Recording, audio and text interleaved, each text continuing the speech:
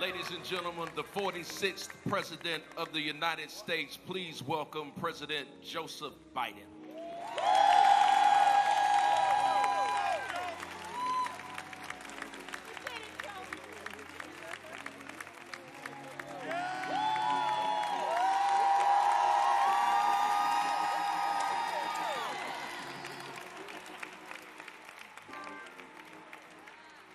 Thank you.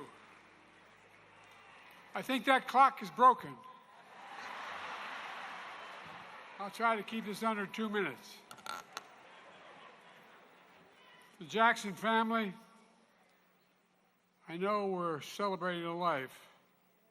What's the life lost? Having lost a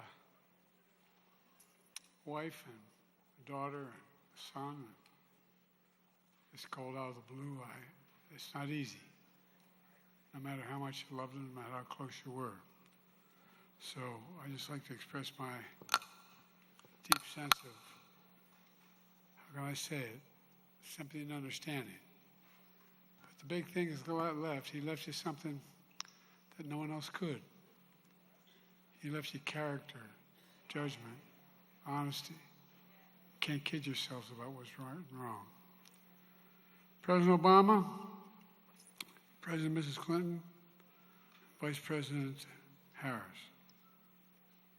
Jesse believed, the Bible tells us, that they that wait upon the Lord shall renew their strength. They shall mount up with wings as eagles. They shall run and not be weary. They shall walk and not grow faint. I hope the hell you all got that, because you're going to need help getting out of here.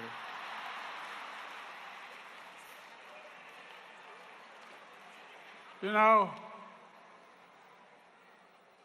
I come from Scranton, Pennsylvania initially, where the fact that I was an Irish Catholic wasn't a very positive thing to be. And then moved down to Wilmington, Delaware, which was segregated by law, and remained that way for much of my life. And you know, it's interesting that Jesse Jackson, before we knew Jesse Jackson, I was raised with the notion that that hope is all you really have. You can't give up hope. My dad used to say, when you get knocked down, Joey, just get up. Just get up. Well, I was a kid. I was a relatively good athlete, a pretty good student, but I stuttered to talk like that. Now, if I told you all earlier, when I was a kid, I had a cleft palate or a club foot, none of you would have laughed. But it's okay to laugh at stuttering. I'm not being critical of you, but think about it. It's the one place where people think you're stupid. Oh, really? I'm a hell of a lot smarter than most of you. But all kidding aside, it makes you feel really small. Makes you feel really small. And you know, when I moved from Wilmington to Claymont, Delaware, a working-class town, I was surprised. I remember being dropped off at the little Catholic school I went to, 3rd grade. And I watched this bus go by every day. And it passed, I was on the call of Philadelphia Pike connecting Wilmington and Philadelphia. And it passed the turn to the big high school, Claymont High School. And the little Catholic school I went to, Holy Rosie, was right on the corner. I remember saying to my mom, "Mom, why does that happen?" She said, "Well, black kids aren't allowed to go to school with white kids in Delaware."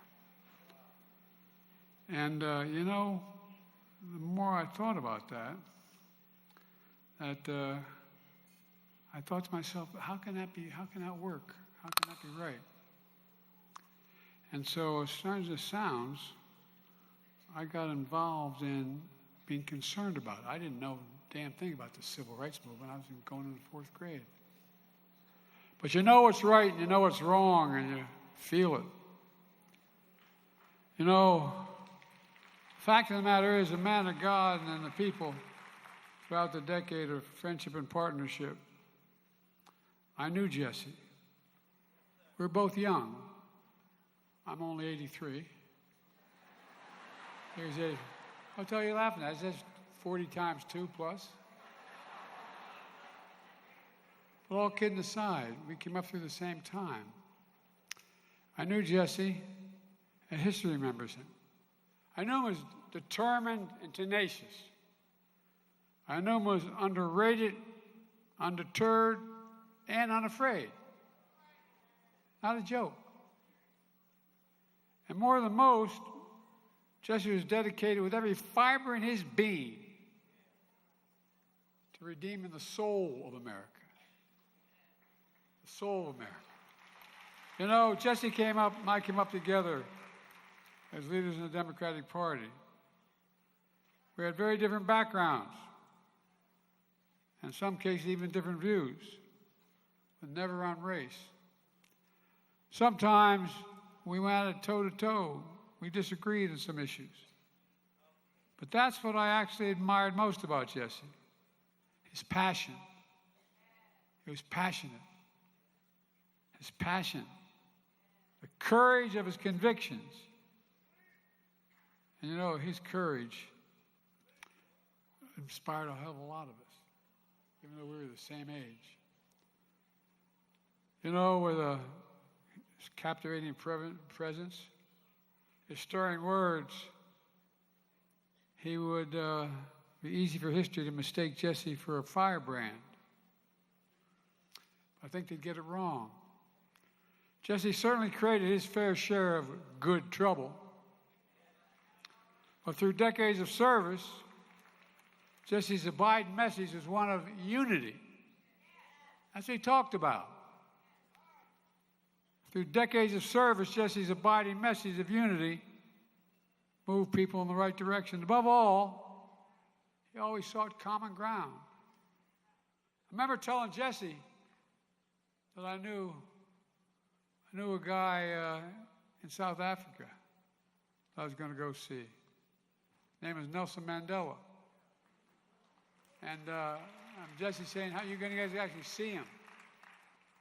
By the way, you know, the continent of Africa is going to be the largest continent in the world in terms of population by the year 2050, the largest in the entire world. Watch, man. Watch. And the fact of the matter was that I remember there were a group of senators going down to, I got elected when I was 29. I wasn't old enough to be sworn in. No, for real. Some people I wasn't bright enough to be sworn in, but the point was, I had to wait 17 days before I could be eligible to be sworn in as the United States Senator. One of the benefits that had was I wasn't going to leave the Senate. I wasn't going to be sworn in because I got a phone call on December 18th before we would get sworn in January that my wife and daughter had just been killed and my 2 boys were going to die. So I decided what I was going to do. There was an accident. There was a Christmas shop, a tractor trailer hit them. So I decided I wasn't going to go to the Senate. And often pointed out to me, I said, you know, my kids can, the state of Delaware can always get another senator. We had a Democratic governor. And, but they can't, my kids can't get another father. But because of a couple people, starting with Teddy Kennedy and a guy named Fritz Hollins from South Carolina, where Jesse was from, and a few others, Hubert Humphrey and others, they put their arm around me and they said, look, just stay for 10 months, and then go. Because they knew I was going to be leaving, as Hillary can tell you, and all 3 of you can tell you, is that when you're a freshman, you don't get on the good committees. Committees everybody wants to get on are appropriations, finance, judiciary, and foreign relations. So to keep me down there, they put me on 2 really important committees. The Judiciary Committee, which allowed me to appoint the first black justice to the Supreme Court. But, and the Foreign Relations Committee. The real benefit of that was, I've been around so damn long, I literally, and I don't want, I'm not being critical of my colleagues, I know more heads of state personally than any other president in history of the United States of America. Which means I know a lot about other countries. I spend a lot of time. But here's the point. You know, the fact is that as I learned, and by the way, I've forgotten more about what Putin does and these guys and Xi than most people know. I've met with Putin for, anyway. And remember, Barack was a great, great man to be vice president for. I really mean it, Barack. Thank you.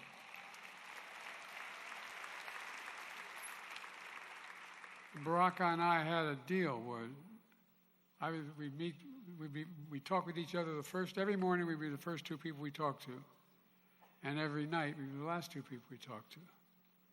And Barack would be asking me a question or something. I'd say, well, you know, it's all personal relations. He'd go, I know, Joe. Enough about all personal relations.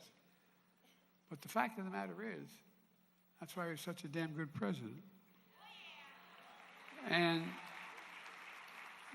the whole point of what I'm trying to get at here is that, you know, Jesse did it really well. You got to know people. You got to understand what's on their mind. You got to kind of speak to them. You got to be able to talk to them. And above all, Jesse always saw common ground. Of course, he preached hope because, folks, despite all he endured growing up, despite the pain and disappointment he experienced, Jesse was an optimist at his core. No matter what you say, at his core, he was an optimist. I don't know if it was born out of religious beliefs. I don't know if it was born out of how it arrived, but it arrives in people in different ways. But it mattered a lot. It mattered a lot. He kept the faith with the American people.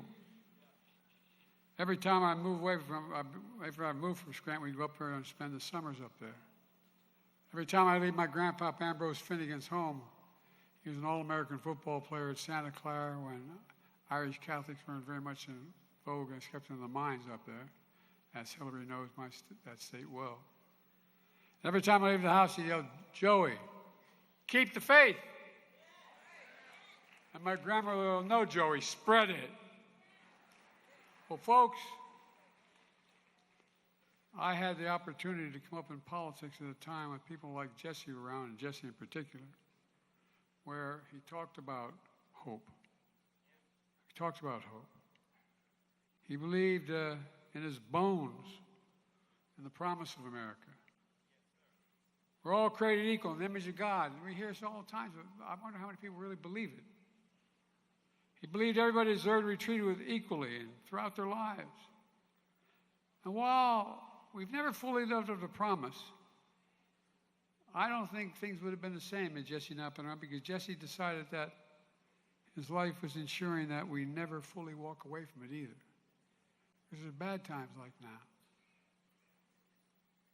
We're in a tough spot, folks. We got an administration that doesn't share any of the values that we have. And I don't think I'm exaggerating a little bit. So, he knew who we were at our best, and he simply refused to let us off the hook as a party, as a nation, or as individuals. And time and again, through triumph and turmoil, with relentless insistence on what is right and just, he helped lead us closer to fulfilling our nation's promise of restoring the nation's soul. He used his gifts to influence generations of Americans, and countless elected officials, including presidents, as you see here today. And though through his impassioned words on the campaign trail and through moments of quiet courage, Jesse changed history in ways numerous and profound. In fact, I want to thank the Jackson family again because you don't do it without family. My dad used to have an expression, Miss Jackson. Say, family is the beginning, the middle, and the end. It's all family. And Rainbow Push Coalition, you know, the family, you're just incredible. But I promise you, as much as we're celebrating here, when you leave here, you're still going to go home and you're going to feel a little hole in your heart. He's gone. He's gone. But only I can tell you from experience of losing so many people in my family, the day will come when his memory brings a smile to your lips before it brings a tear to your eye. It will come. It will come. And my prayer for you is it'll be sooner than later. Look, you know, at the Legion of Americans, I know there are many who counted Jesse as a mentor, a friend, a hero. Let us be what Jesse called us to be. A margin of hope. Sometimes just a margin. You change people's lives. You change community lives. Lift up this country. And light the path to be a nation Jesse always believed we could be. You know, 3 years ago this week, Jesse and I came together once again on the Edmund Pettus Bridge. Walk across that bridge. When you stand there, you come from a state like Delaware, you understand what's on the other side when they're waiting there. Thugs on horses waiting to beat the living hell out of you. Well, let me tell you something. We reenacted that a number of times. But this time, Jesse's in a wheelchair. But he's not deterred. His faith renewed his strength. And with faith, he didn't grow weary and didn't let us grow weary. No, he really didn't. I know it sounds strange, but he didn't.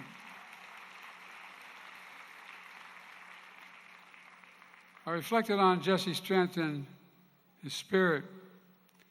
Let me close with sharing a hymn that means a lot to the Biden family. Particularly meant a lot to my son, Bo. Bo is a wonderful guy. He should be standing here, not me.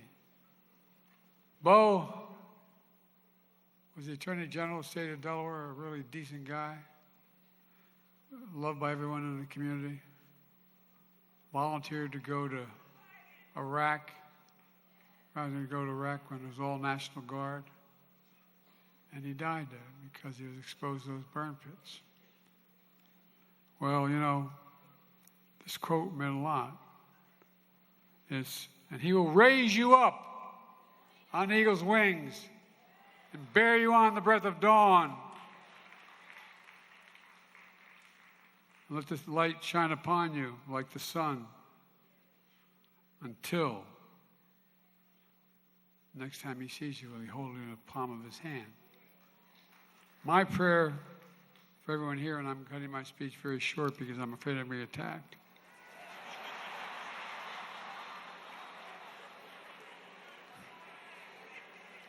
So, folks, I guess I could say it all in one paragraph.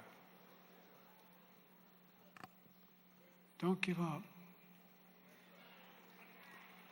I started off every morning as a young man when I got back to Delaware. Every morning, because I got involved in my community, I quit my job with one of the biggest law firms in Delaware, became a public defender. And I spent a lot of time with the community. I was the only white guy who worked on the east side of Wilmington, Delaware. Matter of fact, they named the biggest swimming pool after me, the Biden swimming pool, man. But all kidding aside, I was one of only 13 lifeguards. I was the only white guy. Because I wanted to understand. I thought I knew the issues, but I didn't understand the individuals, persons. I remember I had a little Chevette, member of an all-state halfback I played with. And he said, Joe, you have a jerry can? You know, a big 5-gallon. He said, can I borrow your car? I said, you got a car? Sure, you can borrow. What do you need a jerry can for? He said, you dumb SOB. I'm going down to see my mother in North Carolina. I can't stop at a gas station. I can't stop at a gas station. The point I'm making is, the more we know one another, the more we understand what we're going through. There's enough decency and human nature in this country to reach out, to help. You know, Jesse kept hope alive for us in his lifetime.